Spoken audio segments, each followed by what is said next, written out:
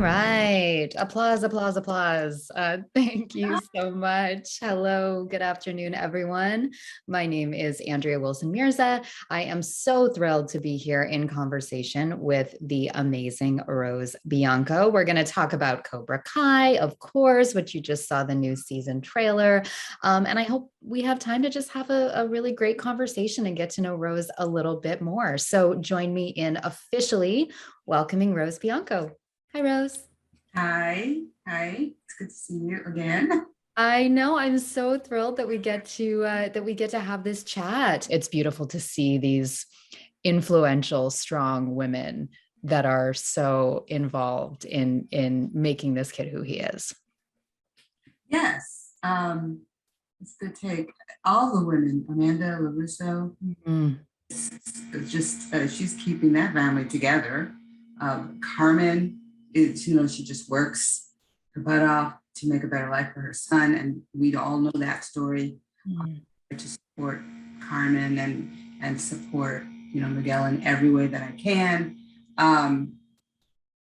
Even Johnny's ex-wife is, she's very not a trite character, like none of the characters, in my opinion, are what's that word, like stock characters. Right. It's not a stereotype. It's kind of moving away from, yeah.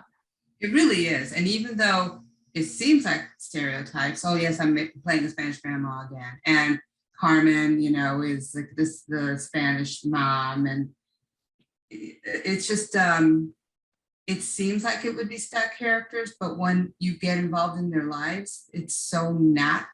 There's so many surprises in the relationships. Johnny, you think he's a horrible person, and he's not at all. And it's not, they don't try to sugarcoat it either. It all comes across so real. Honestly, when I first saw the show, the very first time, like 3 or 4 years ago, I was surprised at how good it was. It's, it's a good show. It's a quality show. It's a good show, and I'm really proud to be a part of it. Can you take us back to when you first read it, or you were first auditioning for the show? Did you have the sense, like you said, that this character was something special, that she was perhaps, different than the characters we've seen before? No, I didn't exactly get that. I as actors, we put our own spin on things, and if that's not what they want, then oh well, you do your best. And then I got a note, and I took the note, and I had like a few auditions, and it was clear to me that they did not want an ordinary granny that was syrupy or anything like that, And I like that and she was very funny too. Her lines were very funny, which I really loved. So I got right away that it was funny. Okay. I didn't know really what was going to happen in terms of, not until you see it all put together and edited, just how cool they have developed these characters into being well-rounded three-dimensional people. I don't see that until I see the show. It just seems like this is not Ibsen or anything like that, but half-hour comedy, dramedy is a lot. So I didn't see that. I did see that she was very funny, and I was very pleased about booking this job because, I like doing comedy. So I've been able to do all kinds of things, Andrea. I've been able to do, just kind of be a little bit more serious. And there was a catastrophe that happened in the show, and we play that for real, even with the jokes. She would tell a joke and then she would cry. So it's evolved. I just thought it would be like the comic relief, but it has evolved.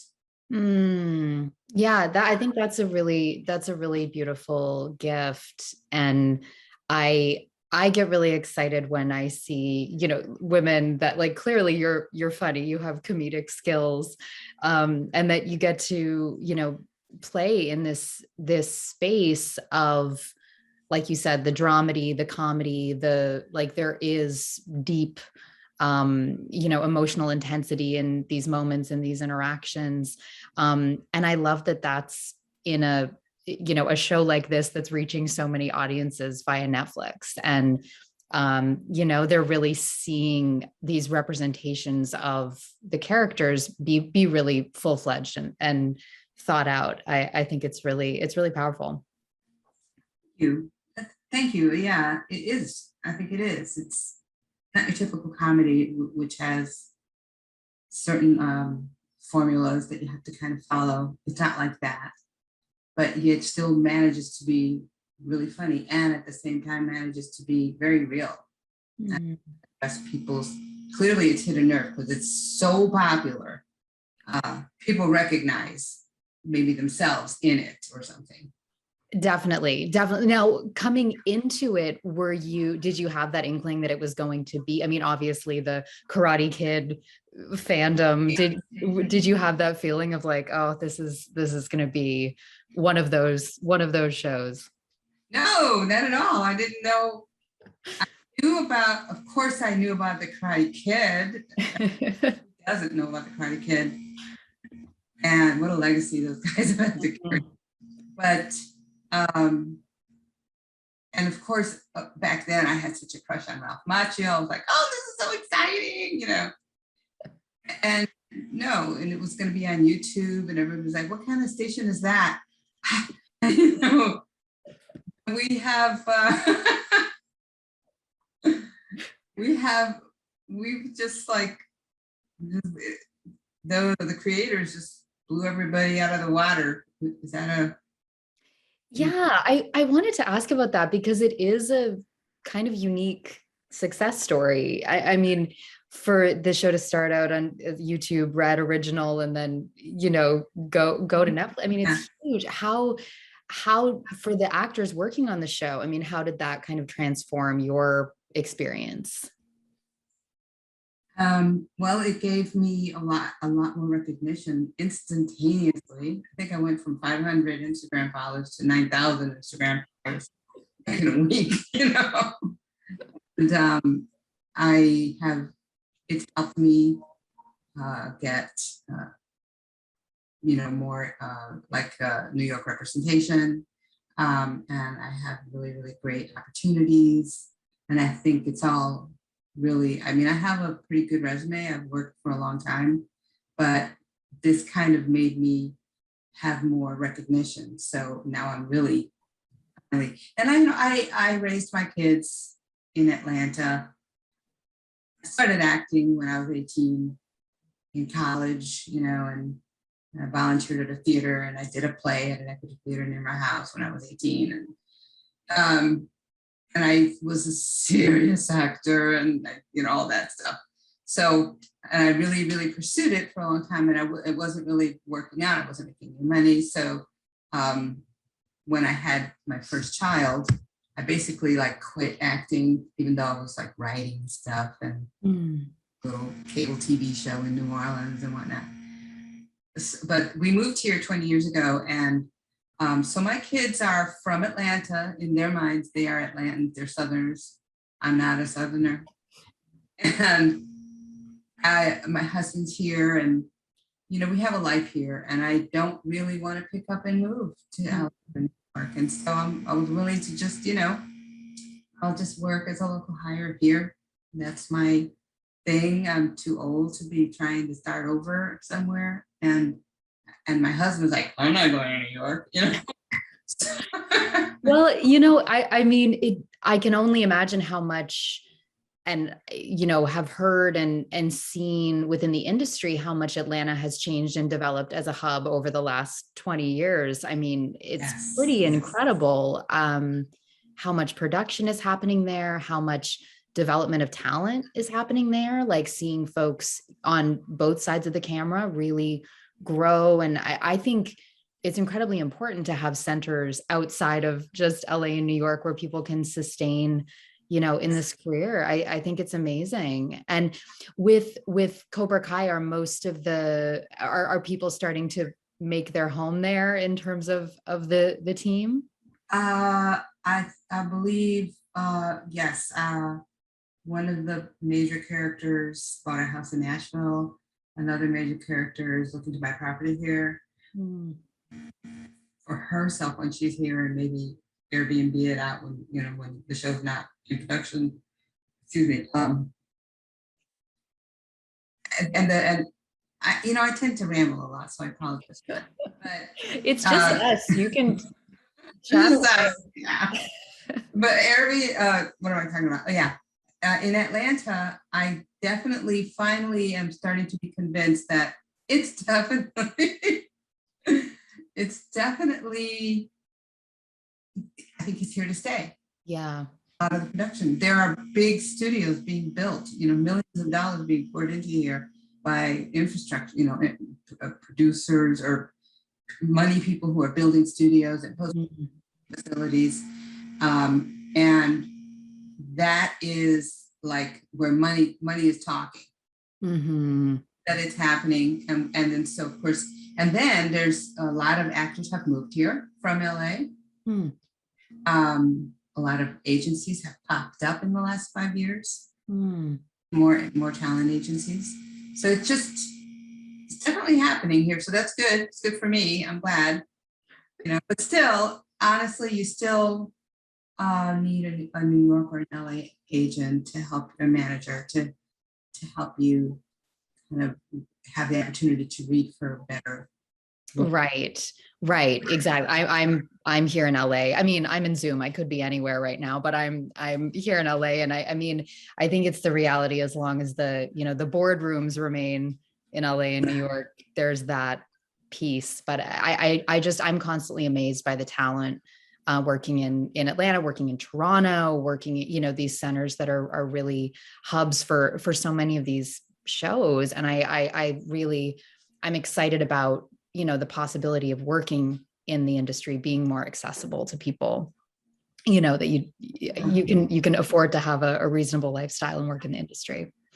I think you can. I mean, you definitely can. You can buy a condo for $200,000 and live very nicely and comfortably in a nice neighborhood, where that's impossible in LA.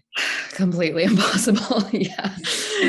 Yeah. No, I agree with you. I think it is here to stay. And I'm so happy to see so much work happening there. And you have a couple other big projects coming up or coming out, releasing on Netflix in the very near future. I think I'm right about that, right? You worked on Dope Sick as well? I did.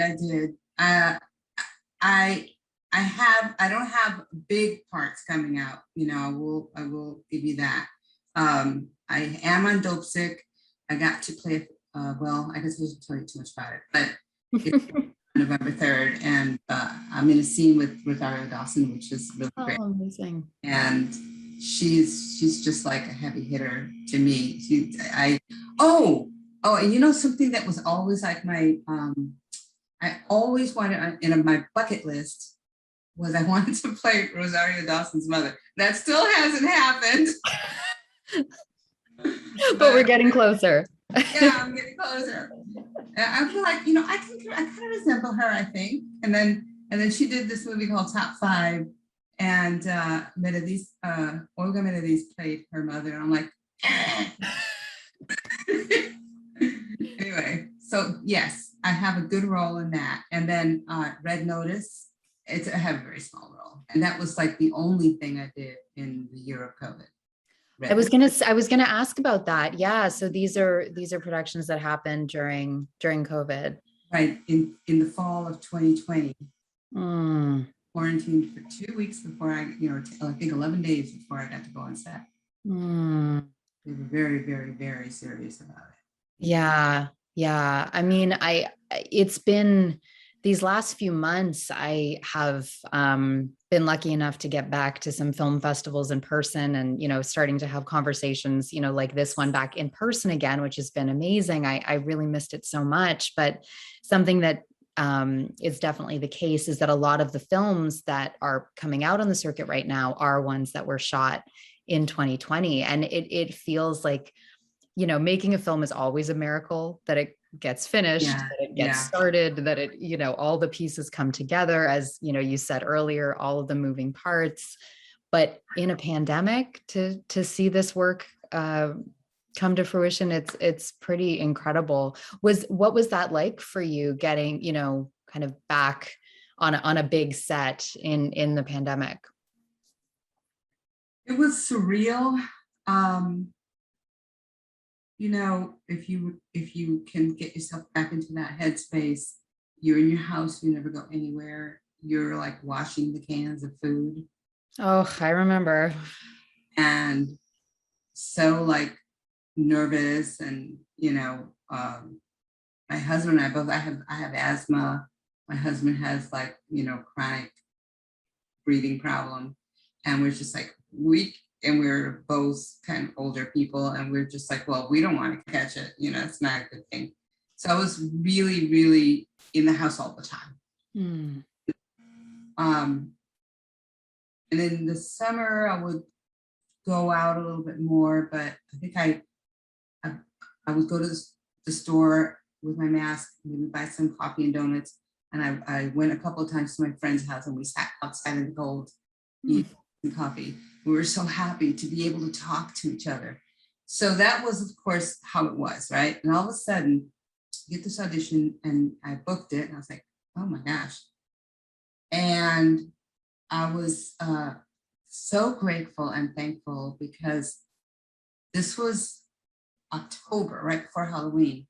And it was the only job I got. And I had gotten one in March, but it was like a Lifetime movie, and it was a really good role, but I had to turn it down because they were still shooting after it was declared that this is a national emergency, and, Oh, wow. and all the businesses have to shut down, and they're not allowed to have groups of more than 10 people and all that. So that was like a formality. Oh my gosh. But it was like they were going to keep rolling, and my agent, I don't feel comfortable doing this. This seems like a really bad thing. So I didn't do it. Oof. And so come October, all of a sudden I'm on a major budget film. But guess what? I'm in my hotel room, and I can't even leave for any reason. Oh my gosh. Bring food to my door. This is how it was. Wow. And the caveat, you had to drive to the set, and then they had a little beeper on your car. They were like tracking you. You drove to the set to get a COVID test, and you drove back to your hotel room, and you locked yourself in. This happened. This was like 10 days of this. And Wow. out to the set maybe 3 or 4 times at the most. I think I had like 14 COVID tests in a 2-week period. Oh my God. So it was surreal. I would say surreal. Yeah. And you're shooting now, right? Cobra Kai is back in production. Yes. Oh, so I've been doing shows. How does that feel now? Is it more like, this is just our lives now? People are still, wearing masks on set and getting regular tests, but this is kind of the reality now? It is. And I think it's going to be for a little while longer. But I do think people are just going to be a little bit more careful about hugging and kissing and being in close quarters with sick people, I really think people are just a little bit more careful. That's why there was so little flu, because people were so careful last year, right? The sets, though, they're comfortable. You have to wear your mask all the time. All the crew wears masks all day long, which is awful. I feel so bad. Of course, we all take it off when we're rolling, and then after we get cut, and then we all put our masks back on, and it's the norm. I've been on several movie sets this year and TV sets, and it's just the norm. So.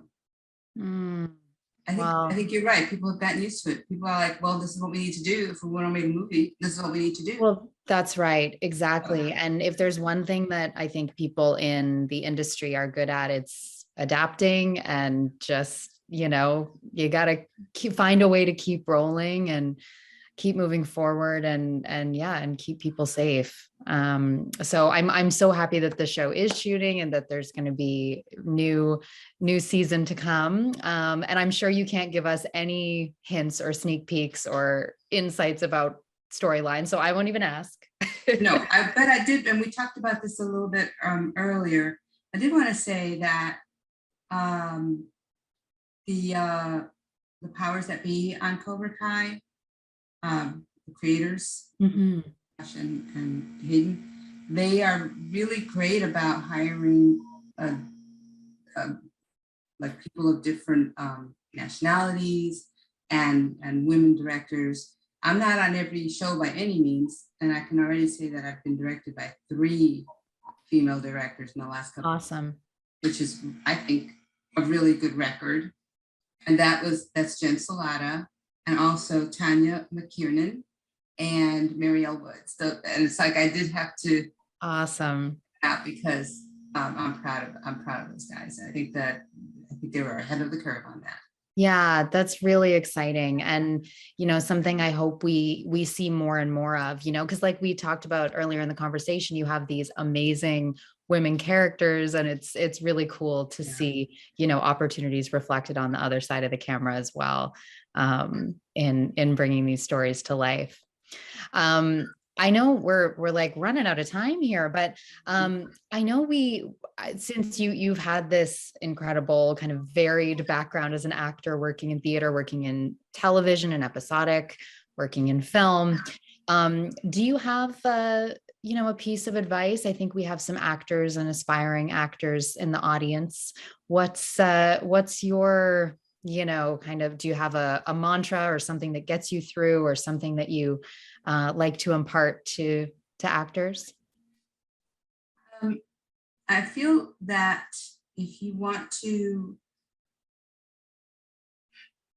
stay in this business and stick it out until you're able to start making an impression, you have to have stick-to-itiveness. And this is the most horrible thing to say, but you kind of do have to be patient and acquire the skills, because they will all be like being acquired little by little, and you don't even realize it, and all of a sudden you're now kind of booking fairly regularly, and you've learned all these things over time. It's things that you absorb over time. And be confident.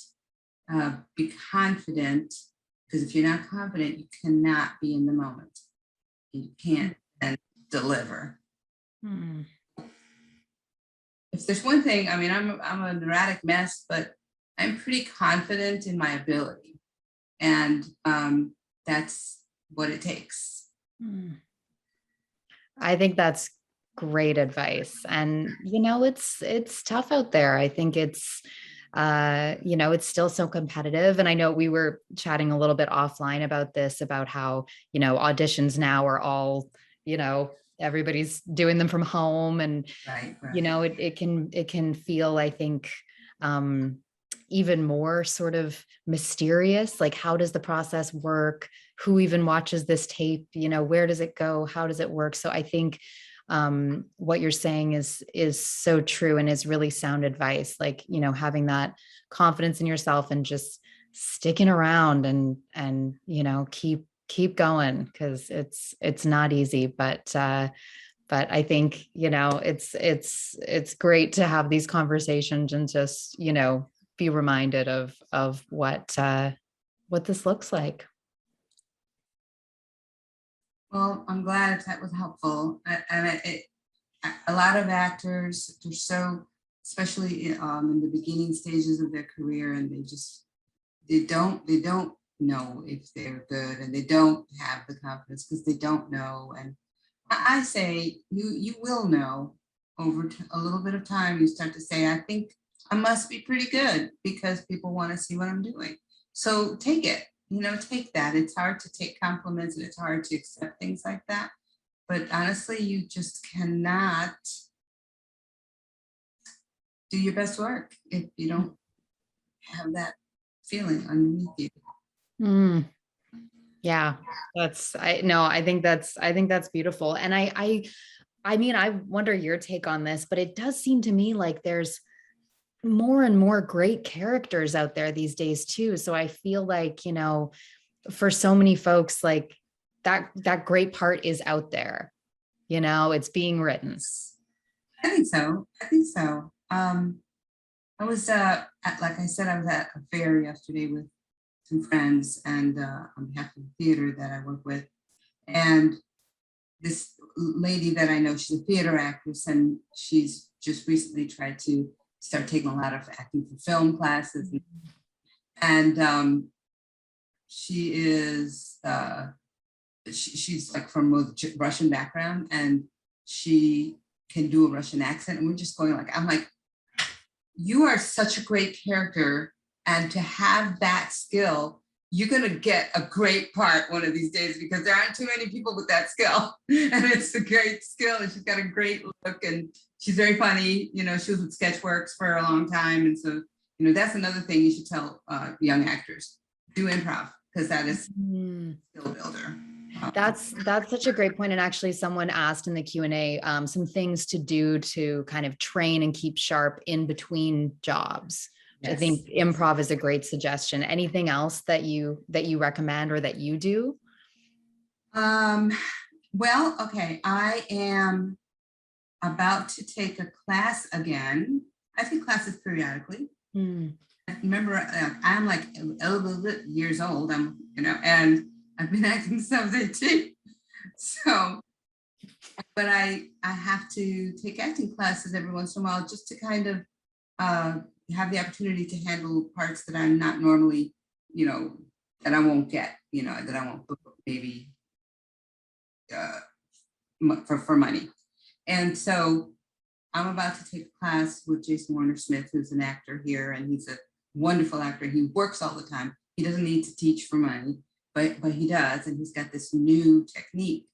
And my friend was telling me about it yesterday, and I said, this sounds really interesting. And I can't remember what it is. Something like genetics. but I love that. I think that's it. Like, we got to keep learning. There's always, going to be a new idea or a new opportunity or, a new way of working. And it's a new way of looking at the problem from a different way. Yeah. Yeah. Oh, I love that. I think I'll sneak in one more quick question just before we wrap up from the Q&A, which someone is asking about if you had mentors in the industry through your career, or people that supported you or that you looked up to. Oh gosh, I did. I was on the board of a little community theater here. Michael Cole was the head of that. I looked up to Michael a lot. He was the type of person who was always acting for money all the time before Atlanta became a hotbed of work. And he is the most naturalistic actor. And I kind of looked to him because he was proof that it could be done. So he kind of kept hope alive for me for a long time. When you're in a little town and you don't think that there's going to be enough work for you, and so, yeah. And he was like my age, so I would say he was very instrumental in my keeping my hope alive for the last I don't know. I wouldn't say I had a mentor. It's always been an uphill battle. Well, like you said, I think having that, whether it's, a role model or just someone who, you can look at, in your community or in the space you're working and say, well, okay, well, they can do it, I can do it, or, that opportunity does exist. I think that's so important. And I hope that you are doing that for people. And I really appreciate you having this conversation and just sharing more about you. It was, I feel very lucky to have gotten to know you a little bit more. And I hope that the folks tuning in have as well. I'm sure they're all going to be tuning in to watch Cobra Kai on Netflix and see what's next for you. But Rose, such a pleasure. Thank you so, so much. And thanks to the folks at Bushwick Film Festival. Thanks, Maya, for having us. Thank you. And thank you so much. You were so lovely.